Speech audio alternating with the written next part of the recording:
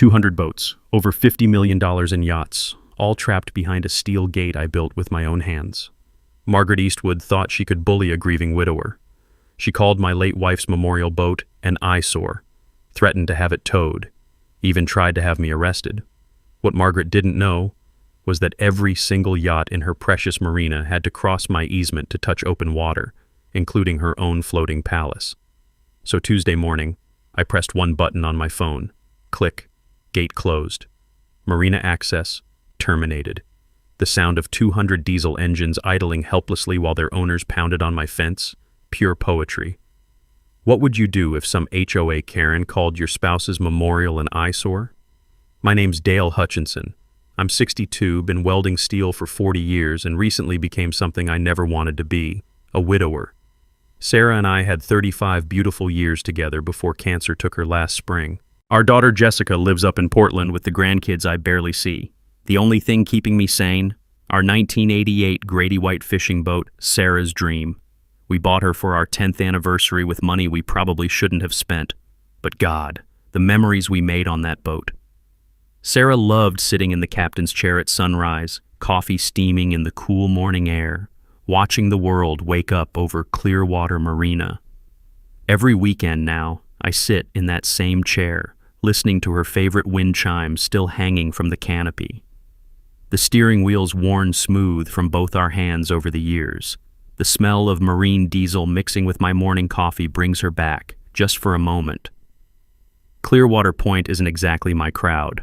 It's one of those fancy waterfront communities where $500,000 condos overlook million-dollar yachts. I inherited my modest two-bedroom from my parents, prime waterfront property that sticks out like a sore thumb among all the glass and chrome. The marina holds 200 slips, and let me tell you, some of these boats cost more than most people's houses. 40-foot cigarette boats, 60-foot Hatteras yachts, custom sailboats with more electronics than the space shuttle. And then there's my little Grady White, sitting quietly in slip 37, minding her own business. That's where Margaret Eastwood comes in, 49 years old, HOA president, wealth management advisor, and the kind of woman who drives a pearl white Tesla with vanity plates. She lives in an $800,000 penthouse overlooking the marina, wears $300 athleisure outfits to board meetings, and treats anyone who doesn't drive a luxury car like they're invisible. On a Tuesday morning in early May, Margaret decided to pay me a personal visit. I watched her Tesla pull up, parking sideways across my driveway like she owned the place. Those designer sunglasses probably cost more than my monthly boat slip fees. "Mr. Hutchinson," she said, not even bothering with pleasantries. Her voice had that fake sweet tone people use when they're about to ruin your day. "Your fishing boat doesn't align with our community aesthetic standards." She handed me an official-looking document. "Removal required within 72 hours. I looked down at the violation notice, then back at her Tesla blocking my driveway. The irony wasn't lost on me. Here's someone lecturing me about property respect while trespassing on mine. "What aesthetic standards?" I asked. "I've had this boat here for 15 years. Never been a problem before." Margaret's sunglasses reflected my eyesore boat, which frankly was in better condition than half the floating mansions in this marina. "The board has implemented new recreational watercraft guidelines. Your vessel fails to meet current standards." Now, I'd lived here my whole life. I knew every inch of the original HOA documents my parents signed in 1987. There were no recreational watercraft guidelines back then. This was fresh bureaucratic nonsense, and we both knew it. "I'll need to see these new guidelines," I said. "They're available for review during normal business hours." Margaret checked her Apple Watch like she had somewhere important to be. 72 hours, Mr. Hutchinson. The community appreciates your cooperation." As she click-clacked back to her Tesla in her designer heels, I noticed something interesting. My neighbor's 45-foot Bertram yacht hadn't run in 3 years. Engine's been dead since Obama was president. But somehow that floating dock ornament qualified as aesthetically acceptable while my pristine fishing boat didn't. The taste of injustice is metallic, like biting tinfoil. But as I stood there watching Margaret drive away, I had no idea I was about to discover something that would turn her entire power trip upside down. 3 days later, Margaret made good on her threat. A bright yellow violation notice appeared on my boat's windshield. $500 per day until removal. Apparently, my memorial to Sarah was now costing me more than my mortgage. But here's where it got interesting. That same morning, I took a walk around the marina with my coffee, really paying attention for the first time in months. Tommy Rodriguez lives 3 slips down in a 40-foot well craft that's been leaking oil into the water for 6 months. No violation notice. The Peterson's 28-foot Sea Ray has been sitting on blocks for engine work since Christmas. No violation notice. And then there's the crown jewel, Senator Bradley's 60-foot Hatteras political capital. This floating palace violates every supposed aesthetic standard Margaret could dream up. Rust stains down the hull, torn awnings, and a generator that sounds like a dying whale every time he fires it up. But somehow it qualified for something called a classic vessel exemption. Funny how these exemptions work when you donate 50 grand to the Marina Restoration Fund every year.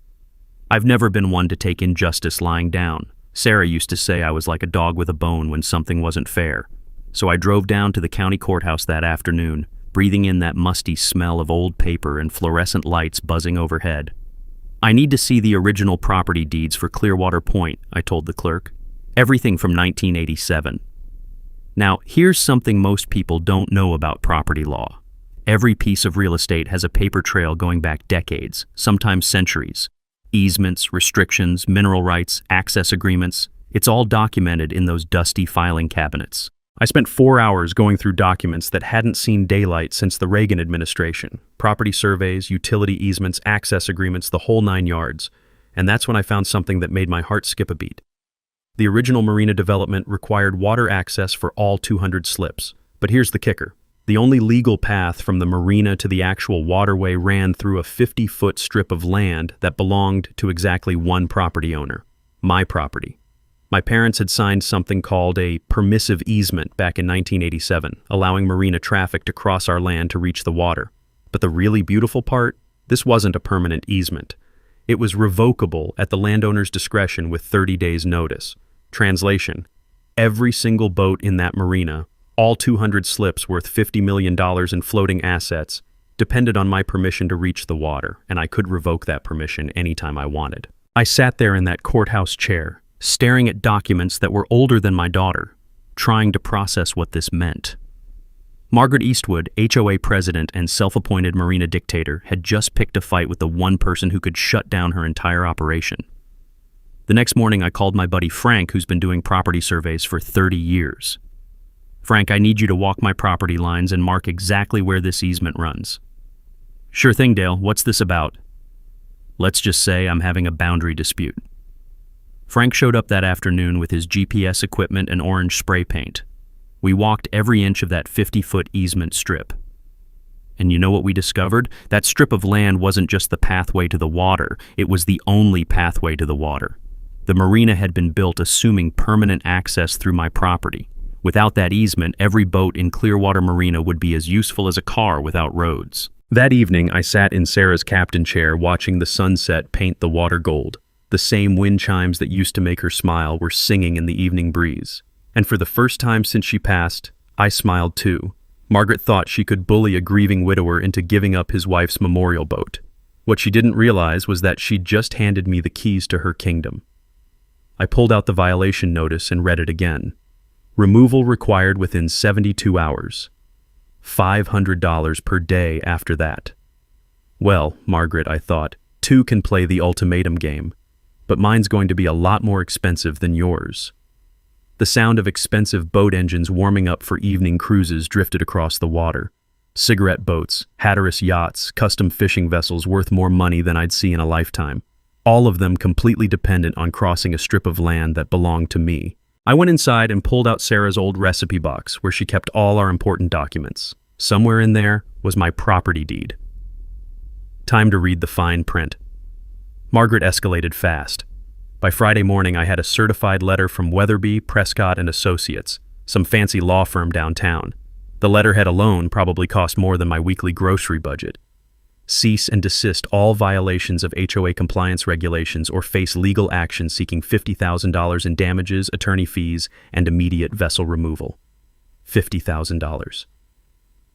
My chest tightened reading those words, same way it did the day Sarah got her diagnosis. I'm living on a fixed income, Social Security and a small pension from the welding shop. 50 grand might as well be 50 million. I sat at my kitchen table, staring at that letter while my coffee went cold. The morning sun streamed through Sarah's lace curtains, and I could hear those wind chimes outside, but they weren't comforting anymore. They sounded lonely. Here's what really burned me up. I looked up this law firm online. Weatherby Prescott & Associates specializes in something called community transition consulting. Sounds fancy, right? It's not. They help HOAs force out elderly residents so developers can buy up waterfront property and flip it to wealthy buyers. They'd done it 12 times in the past 3 years. Harass the old-timers with violations and legal threats until they sell cheap and move away. Classic gentrification with a legal twist. But I had something they didn't know about yet. Sarah's life insurance policy had paid out enough to cover a good attorney. She always was thinking ahead, even when she was sick. I called Jackson & Associates, a property law firm that actually represents homeowners instead of bullying them. I need to understand my easement rights, I told them. That Tuesday, I met with Carol Jackson herself, 40-something, no-nonsense lawyer who drove a 10-year-old Honda and wore off-the-rack suits. My kind of people. "Tell me about this easement," she said, spreading my property documents across her desk. I explained the situation, the boat violation, Margaret's threats, the law firm letter. Carol read everything twice, then pulled out a magnifying glass to examine the 1987 easement agreement. "This is interesting," she said after 20 minutes of studying. "Your parents signed what's called a permissive use easement. It's not a permanent right-of-way." "Meaning what exactly?" "Meaning you can revoke it any time with 30 days written notice. Every boat owner in that marina is essentially trespassing on your property with your permission. Permission you can withdraw." She leaned back in her chair and smiled. "How many boats are we talking about?" 200 slips. "Maybe $50 million worth of vessels." Carol's smile got wider. "And they're threatening to sue you for $50,000 over boat aesthetics." That's about the size of it. "Dale, I've been practicing property law for 20 years. This is the most one-sided leverage situation I've ever seen. You hold all the cards." Here's what I learned about easement law that day. Property access rights aren't automatic just because they've existed for years. If the original agreement allows revocation, the landowner has absolute authority to say no, no matter how inconvenient it is for everyone else. Translation: Margaret picked a legal fight with someone who owns the roads to her castle. Carol explained the process. File a formal easement termination notice with the county. Send registered letters to all affected parties. Post legal notices on the property. Wait 30 days. Then I could legally prevent any marina traffic from crossing my land. "What about their boats?" I asked. "What about them? Not your problem. They signed marina leases without ensuring permanent access rights. That's their mistake, not yours." The filing fee was $500, exactly what Margaret was charging me per day for my boat violation. Poetic justice. That evening, I stood on my dock watching the evening boat traffic. Cabin cruisers, fishing boats, sailing yachts, all motoring past my property line on their way to and from the marina. The sound of powerful engines and the smell of marine exhaust filled the air. Every single one of them was about to learn a very expensive lesson about property rights. I pulled out my phone and called Jessica in Portland. She answered on the third ring. "Hey Dad, how are you holding up?" "Better than I've been in months, sweetheart. I wanted you to know your mother's boat is staying right where it belongs." "Did you work something out with the HOA?" I watched a 60-foot Hatteras cruise past, probably heading out for a sunset dinner cruise. "You could say that. Your mom always said bullies only understand one language." "What's that?" "Consequences." The next morning, I drove back to Carol Jackson's office with a check for $500 and authorization to file the easement termination paperwork. Margaret thought she could intimidate a grieving widower with legal threats and fancy law firm letterhead. She had no idea what was coming. Margaret wasn't done. A week later, she called an emergency HOA board meeting. I got the notice slipped under my door at 10 p.m. on a Sunday night, meeting scheduled for Monday at 7 a.m. Classic power move designed to limit attendance from working families. But I showed up anyway, along with about 30 other residents.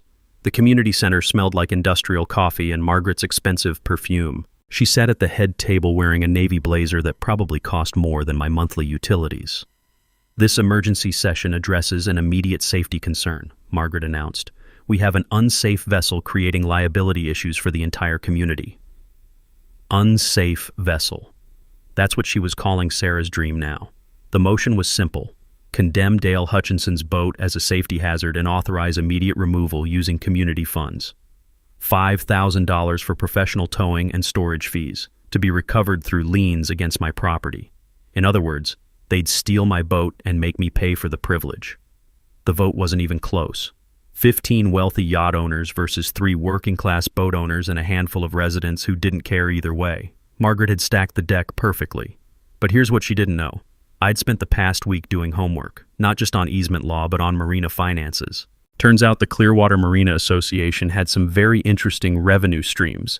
Every new resident paid a $15,000 marina access fee when they bought their condo. Non-negotiable. Part of the purchase agreement. Margaret had been collecting these fees for 8 years. That's over $2 million in access fees for something my family provided for free. Free because my parents never charged for the easement. They were good neighbors back when that meant something. I started documenting everything. Every boat that crossed my property line, every time someone used the easement for marina access, every violation of my property rights that Margaret was profiting from. Saturday morning, I set up a folding chair at the edge of my property with a clipboard and stopwatch. The crunch of gravel under boat trailer tires, the squeal of hydraulic lifts, the constant parade of traffic crossing my land without permission. In 6 hours, I counted 87 boats using my easement. Cabin cruisers heading out for fishing trips, sailing yachts departing for weekend races, jet skiers towing their toys to the launch ramp, every single one technically trespassing on private property. My neighbor Tom stopped by around noon. He's the marina maintenance guy, works 6 days a week keeping these millionaires' toys floating and functional. What's with the clipboard, Dale? Just keeping track of who's using my driveway. Tom laughed, but then he saw I was serious. Margaret's really got you wound up, huh? Tom, can I ask you something? How much does the Marina Association pay in access fees for this easement? Access fees? Hell, Dale, I don't think they pay anything. Your family's always just let everyone through. That's what I thought. Tom sat down on my dock, dangling his work boots over the water. You know, Margaret's been talking about expanding the marina, adding 50 more slips on the north side. More boats? More money. She's got investors lined up. Each new slip generates about $5,000 a year in fees. I did the math. 50 new slips times $5,000 equals $250,000 in annual revenue, all dependent on crossing my property. That afternoon, I called a surveyor, not just to mark property lines this time, but to document exactly how the easement worked, where the boundaries were, what percentage of marina traffic crossed my land, how much commercial value my property access provided to the Marina Association. The surveyor's GPS equipment beeped and chirped as we walked the property lines. Orange flags marked every corner, every boundary, every foot of the easement strip. This is unusual, he said, studying his readings. The marina has no other water access. Everything goes through this 50-foot corridor. Everything? Boats, trailers, service vehicles, emergency access, utility maintenance. It's a total bottleneck. Translation: I didn't just own part of the marina's access. I owned all of the marina's access. That evening, I sat in Sarah's captain chair watching Margaret's Tesla pull into her parking spot. She walked across my easement every day going to and from the marina office. Even her daily routine depended on my property. The wind chimes sang in the evening breeze, same melody Sarah loved. But tonight they sounded different. Not lonely anymore. Determined. I pulled out my phone and called Carol Jackson. It's Dale. I want to file that easement termination. Are you sure? This is going to affect a lot of people. I watched another expensive yacht motor past my property, heading out for a sunset cruise. Margaret called my wife's boat unsafe and voted to have it stolen. I'd say she affected me first. Okay, Dale, 30 days notice starting tomorrow. I'll have the paperwork ready by morning. The next phase was about to begin. Thursday morning, I walked into the county clerk's office carrying Carol Jackson's paperwork, the same fluorescent lit room where I'd discovered the easement in the first place. But this time, I wasn't researching. I was taking action. I need to file a formal easement termination, I told the clerk. She looked over the documents, stamped them with that satisfying bureaucratic thunk, and handed me the receipt. 30-day notice period starts today. You'll need to post copies on the affected property and send registered letters to all impacted parties. All impacted parties meant every single boat owner in Clearwater Marina. 200 certified letters at $4 each. $800 to inform an entire community that their marina access was about to disappear. Money well spent. But the real revelation came that afternoon when I met with Carol to review the Marina Association's financial records, public documents, available to any community member who bothered to ask. "Look at this," Carol said, spreading spreadsheets across her desk. Marina access fees collected over 8 years, $2.3 million. For what? For the right to cross your property. Property your family has provided access to for free since 1987. I stared at those numbers. $2.3 million. Margaret had been charging residents for something that belonged to me. "There's more," Carol continued. "The Marina Expansion Project. They've got investors committed to financing 50 additional slips based on guaranteed access rights. Access rights they don't actually have." Exactly. The investment prospectus lists permanent marina access easement as a key asset.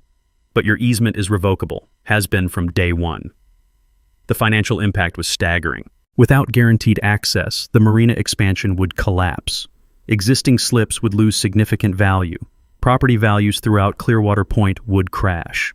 All because Margaret decided to pick on a widower's memorial boat. "How much are we talking about?" I asked. "Conservative estimate? If marina access disappears, property values drop 20 to 30%. That's about $20 million in lost equity for the community. $20 million versus my $50,000 lawsuit threat. Margaret had brought a knife to a nuclear war. But here's what really got me. Carol showed me the legal correspondence between Margaret and her investors. They knew the easement was revocable. They'd done title research. They understood the risk. Margaret had been gambling with the entire community's property values, betting that a grieving widower wouldn't fight back. That evening, I drove to the Marina office to deliver Margaret's registered letter personally. She was working late, visible through the glass windows in her expensive blazer, probably calculating expansion profits. I knocked on the door. She looked up, clearly annoyed at being interrupted. "Mr. Hutchinson, what do you want?" I handed her the certified letter.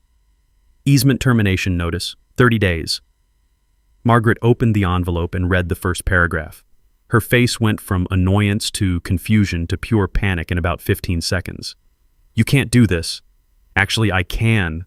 My property, my choice." "But the marina, the expansion, the investors." "Not my problem." Margaret's voice got shrill. "This will destroy property values for everyone. Should have thought of that before you called my wife's boat an eyesore." I walked back to my truck, leaving Margaret standing in her office doorway holding the letter that was about to change everything. The taste of victory was sweet, like Sarah's iced tea on summer afternoons, 29 days and counting. And in Sarah's captain chair that night, listening to her wind chimes, I finally understood what she used to mean about standing up to bullies. Sometimes you don't fight fire with fire. Sometimes you fight fire with a flood. Margaret thought she could drown me with legal threats and financial pressure, but I was about to show her what real leverage looks like. The countdown had begun. The next 3 weeks were the most productive I'd been since Sarah passed. Having a mission gave me purpose again. Every morning I'd sit in her captain chair with my coffee and plan the day's work. First priority, the fence. Not just any fence. This had to be absolutely legal, completely effective, and impossible to ignore. I drove out to Titan Steel Supply on the industrial side of town, where the smell of metal shavings and welding gas reminded me of 40 years in the trade. "I need 300 feet of 8-foot galvanized steel fencing," I told Bobby at the counter. "Heavy duty, commercial grade. Building Fort Knox? Something like that." The math was simple but expensive. Steel posts every 10 feet meant 30 posts. Each post needed 3 feet of concrete foundation to meet county building codes.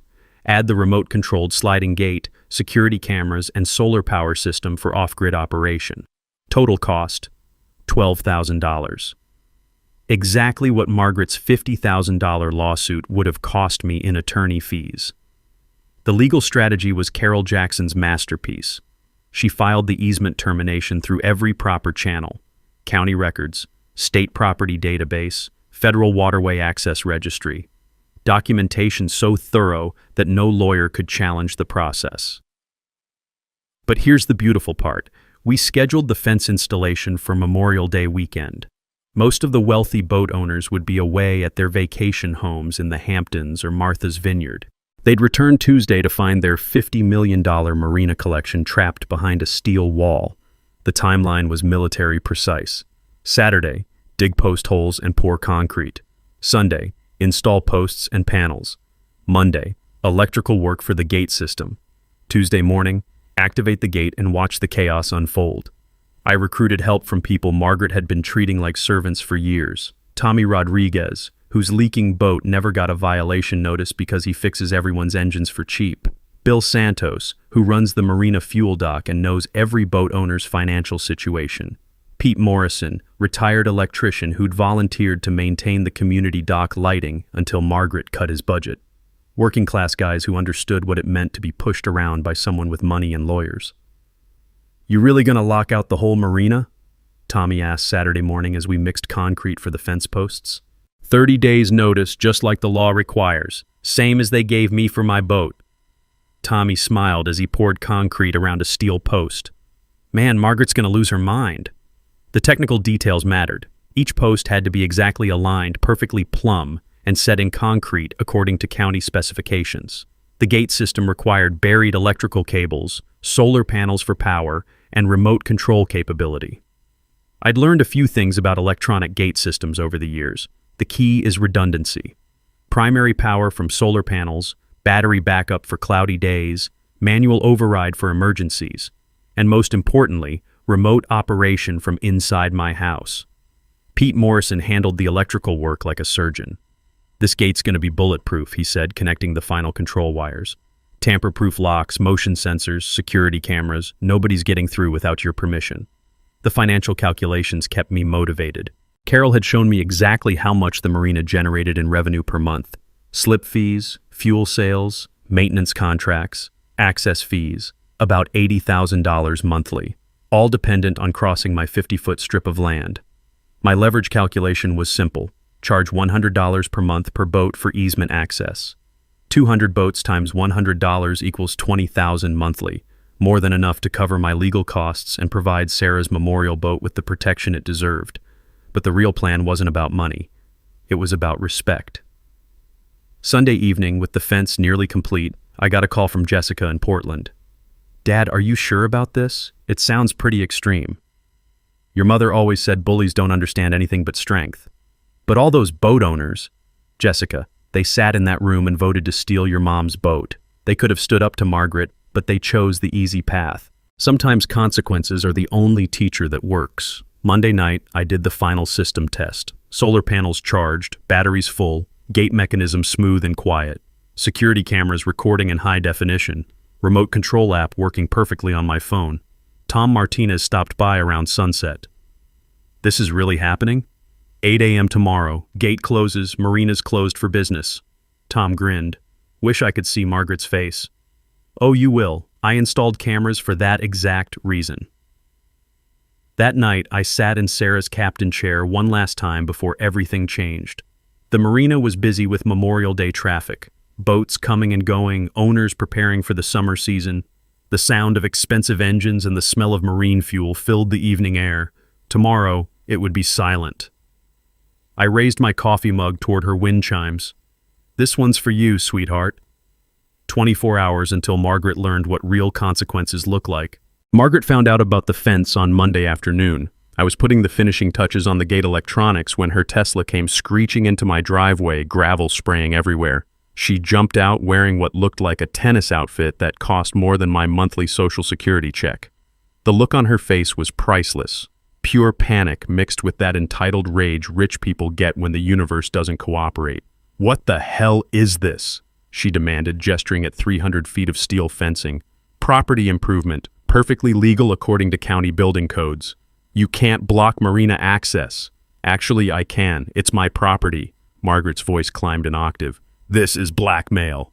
"No, ma'am, this is capitalism. Supply, demand, and property rights."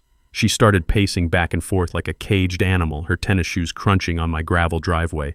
I could practically see the wheels spinning in her head, trying to figure out how to solve this problem with money or lawyers. "How much?" she finally asked. "How much what?" "How much to keep the easement open?" This was the moment I'd been waiting for. Margaret Eastwood, HOA dictator and yacht club queen, was about to learn what negotiating from weakness felt like. $25,000 community compensation for the aesthetic damage your marina has caused to my property, I said, plus guaranteed boat slip rights for Sarah's dream at the premium location. Margaret's jaw dropped. $25,000? You're insane. Seems reasonable. You threatened to sue me for $50,000. That was different. Different how? You decided my boat was worth $50,000 in damages. I'm deciding your marina access is worth $25,000 in compensation. Fair's fair. Margaret pulled out her phone, probably calling her lawyer. I kept working on the gate controls while she paced and whispered urgently into the device. After 10 minutes, she hung up and tried a different approach. Sweet voice, fake smile, the whole manipulation playbook. "Dale, let's be reasonable here. The marina provides recreation for hundreds of families. Surely we can work something out."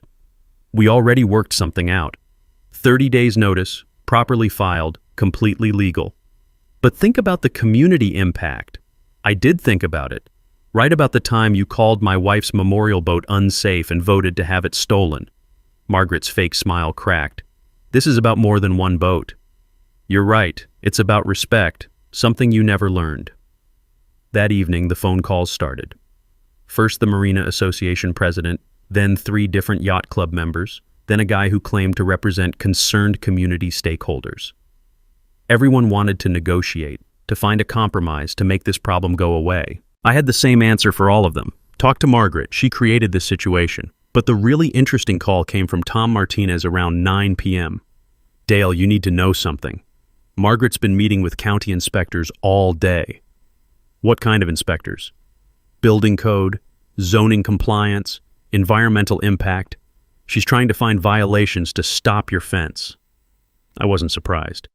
When rich people can't buy their way out of trouble, they usually try to lawyer their way out. Margaret was pulling every string she had. Find anything? That's the beautiful part. Pete Morrison pulled all the proper permits. Everything's completely legal. One inspector told her the fence was the best residential construction work he'd seen all year. Tuesday morning brought a new escalation. Margaret showed up with a county sheriff's deputy thinking official uniforms might intimidate me. "Sir, we need to discuss this marina access issue," the deputy said. "Happy to discuss it. What would you like to know?" "Well, there are concerns about emergency access to the water." I handed him a copy of Carol Jackson's legal brief. "Emergency services have multiple access points through public boat ramps. This easement was never designated for emergency use." The deputy read the documents, looked at the fence, and shrugged. "Seems like a civil matter to me, ma'am. Property owner has the right to fence his land." Margaret's face went red. "But the marina!" "Ma'am, that's between you and him." After they left, I got a call from Carol Jackson. "Margaret's law firm filed for an emergency restraining order, wants a judge to force you to keep the easement open during litigation." Can they do that? They can try, but emergency orders require proof of immediate irreparable harm. Rich people having inconvenient boat access doesn't qualify. When's the hearing? Thursday morning. But Dale, they're bringing serious lawyers. This could get expensive. How expensive? Maybe $10,000 in legal fees if it drags out. I looked out at my fence, solid steel gleaming in the afternoon sun. "Carol, I've got $12,000 invested in this fence. Another 10 in legal fees is fine. Margaret started a war she can't afford to lose." The battle lines were drawn. 24 hours until the gate closed and the real fight began. Wednesday night, Margaret made her final desperate move, and she made it at 2 a.m., thinking darkness would hide her crime. But I hadn't slept well since Sarah passed, and the motion sensors on my security system were more reliable than Swiss clockwork. My phone buzzed with alerts just after 2:15 a.m. I looked at the security camera feed and couldn't believe what I was seeing. Margaret's Tesla was parked at the edge of my property. She was directing 3 men with sledgehammers toward my fence posts, pointing and gesturing like a general commanding troops. Criminal trespass, property destruction, conspiracy to commit vandalism. All captured in high-definition video with perfect audio. I called 911 from my bedroom window, watching Margaret's crew attack my fence like they were storming a castle. The sound of steel on steel rang through the quiet night. 911, what's your emergency? Property destruction in progress. 3 men with sledgehammers attacking my fence. I have them on security video. We'll dispatch units immediately. It took the sheriff's department 12 minutes to arrive. 12 minutes of Margaret thinking she could solve her problem with hired muscle and middle-of-the-night crime. But here's what Margaret didn't know about steel fence construction. Pete Morrison had anchored those posts in 3 feet of reinforced concrete. Her sledgehammer crew managed to scratch the paint and dent one panel. The fence held like a fortress. When the deputies arrived with flashing lights and sirens, Margaret tried to play innocent. Officers, we were just inspecting potential safety hazards with this illegal fence. Ma'am, safety inspections don't happen at 2 a.m. with sledgehammers. The lead deputy, Sergeant Rodriguez, looked at my security footage on his tablet. Crystal clear video of Margaret pointing at fence posts while her crew attacked them with tools. Ma'am, you're under arrest for criminal mischief, trespassing, and conspiracy to commit property destruction. Watching Margaret get handcuffed in her designer athleisure wear was better than Christmas morning. Her fake nails clicking against the steel handcuffs. Her perfectly styled hair getting messed up as she struggled. This is harassment. I'm calling my lawyer. You can call from the station, ma'am. Thursday's emergency court hearing was a disaster for Margaret's legal team. Turns out judges don't appreciate property owners who try to solve legal disputes with midnight sledgehammer attacks. Your Honor, Margaret's lawyer argued, the easement closure will cause irreparable harm to Marina access. Judge Harrison, a no-nonsense woman in her 60s, wasn't impressed.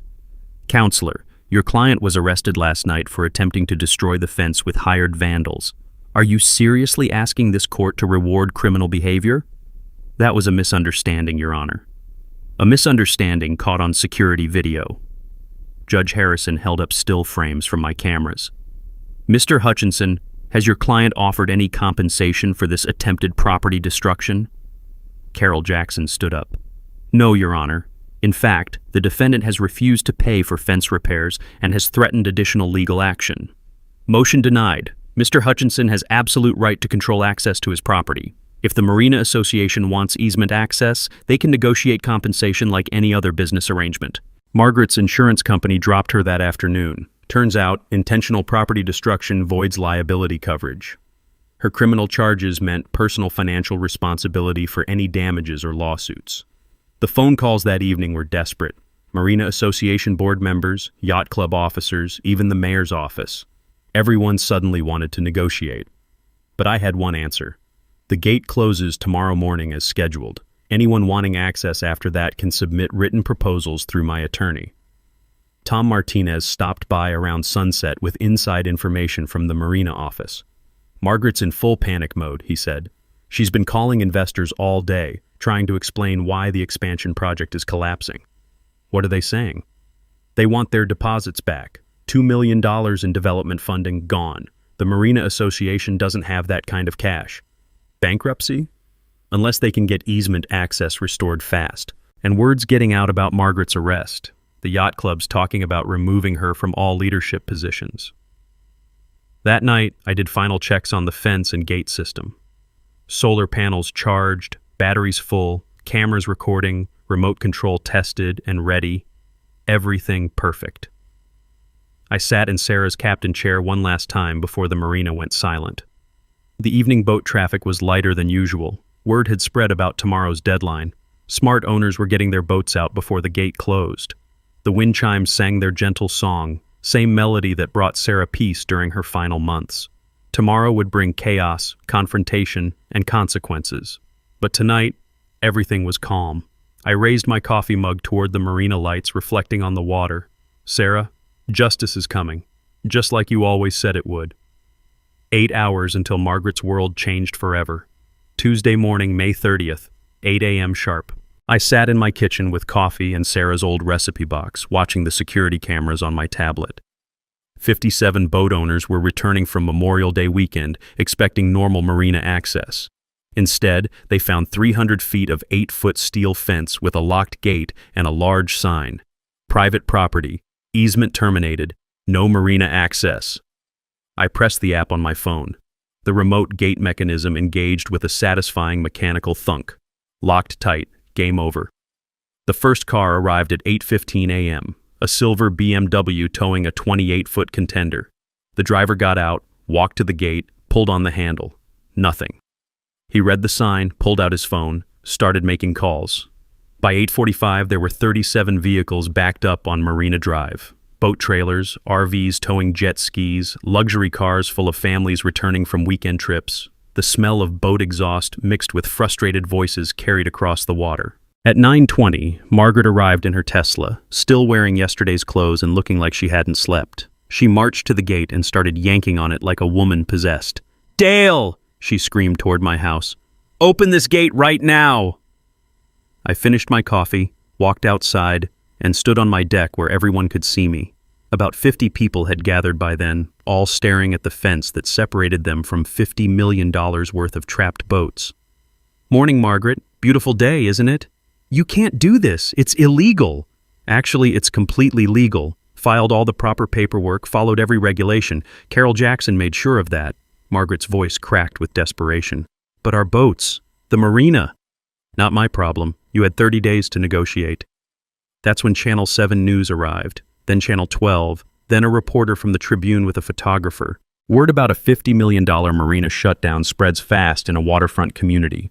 Sheriff Deputy Martinez showed up around 10 a.m. to manage crowd control. The parking situation had become a traffic hazard, with boat trailers blocking the main road. "Mr. Hutchinson," he called out, "we need to discuss this situation." "Happy to discuss it, Deputy. What would you like to know?" "Well, there's some concern about public safety with all these blocked vehicles." I handed him a copy of my easement termination documents and Carol Jackson's legal opinion. "Everything's filed properly, Deputy. These folks just need to find alternative marina access." Margaret pushed through the crowd, desperation making her voice shrill. "There is no alternative access. This is the only way to reach the marina. Should have thought of that before you threatened to steal my boat." The crowd was getting ugly. 50 boat owners who'd just discovered their expensive toys were trapped behind steel barriers, vacation plans ruined, fishing trips canceled, racing competitions missed. "How much?" shouted a man in a Rolex and polo shirt. "How much to open the damn gate?" "No amount," I replied. "The easement is terminated. Anyone wanting access can submit written proposals through my attorney." That's when Margaret snapped completely. She grabbed the fence with both hands and started shaking it, screaming about lawsuits and property rights and community destruction. "You're destroying everyone's property values," she yelled. "Funny. That's exactly what you threatened to do to me." A woman with a $40,000 Rolex started crying. "Our boat's been in the family for 20 years. Ma'am, I'm sorry for your inconvenience, but this situation was created by your HOA president, not by me." That's when the crowd turned on Margaret. 50 angry boat owners who'd just learned their marina access was gone because she'd picked a fight with the wrong widower. "Margaret, you said this was handled. You told us the easement was permanent. We paid marina fees based on guaranteed access." Margaret tried to maintain control. "Everyone calm down. We'll get lawyers. We'll fix this." "With what money?" shouted the man in the Rolex. "My slip fees are paid through October." I pulled out the security footage from her midnight sledgehammer attack and showed it to the news cameras. This is how Mrs. Eastwood tried to solve the problem: criminal trespass and property destruction. The crowd's anger shifted entirely to Margaret. 50 wealthy boat owners, realizing their marina access had been destroyed by their own HOA president's arrogance and criminal behavior. Channel 7's reporter, a sharp young woman named Katie Morrison, interviewed me on camera. "Mr. Hutchinson, what would it take to restore marina access?" "Ma'am, this started because Mrs. Eastwood called my late wife's memorial boat an eyesore and threatened to have it stolen. The Marina Association has shown zero respect for property rights or basic human decency. Until that changes, the gate stays closed." "Any final words for the boat owners?" I looked directly into the camera. "Your HOA president gambled your marina access on a legal fight she couldn't win. Maybe it's time for new leadership that understands what negotiation actually means." Margaret was arrested again at 11:47 a.m. for disturbing the peace and making terroristic threats against my property. The last thing I heard as the crowd dispersed was boat owners demanding her immediate resignation from all HOA positions. Justice served cold, just like Sarah always promised. The marina stayed closed for 8 days. 8 days of empty water where million-dollar boats used to cruise. 8 days of Margaret's complete downfall and the community learning what consequences really mean. By Thursday, the Marina Association had fired Margaret and elected an emergency board. By Friday, 3 different law firms were representing boat owners in class action suits against the old HOA leadership. By Monday, Margaret's house was quietly listed for sale. The new Marina board, led by Tom Martinez and 2 other working-class boat owners, called Carol Jackson Tuesday morning. "Mr. Hutchinson, we'd like to negotiate a fair easement agreement." Their offer was reasonable, $150,000 in community compensation, plus guaranteed premium slip assignment for Sarah's dream, plus monthly easement fees structured fairly for all boat owners. No more $15,000 access fees for new residents. No more selective enforcement. No more discrimination against working families. Most importantly, the new marina bylaws included a residents' grievance process and required supermajority votes for any boat restrictions. No more Margaret-style dictatorships. I reopened the gate on Wednesday morning, exactly 1 week after the shutdown. The sound of boat engines warming up for the first time in 8 days was like music. The smell of marine fuel and salt air felt like freedom. But the real victory wasn't financial. It was watching the community transform from Margaret's toxic hierarchy into something that actually served its residents. Working families had voices again. Elderly property owners had protection against harassment. The marina became a place where a retired welder's fishing boat could share dock space with million-dollar yachts. I used $50,000 of the settlement to establish the Sarah's Dream Maritime Scholarship Fund. Every year, it provides boat safety courses, marina access, and fishing education for working families who can't afford yacht club membership fees. The first recipient was Tom Martinez's grandson, Diego, a 12-year-old who'd been cleaning boat hulls for pocket money while dreaming of having his own fishing boat someday. "Mr. Hutchinson," Diego said when I handed him his first set of fishing gear, "my grandpa says your wife would have loved teaching kids about boats."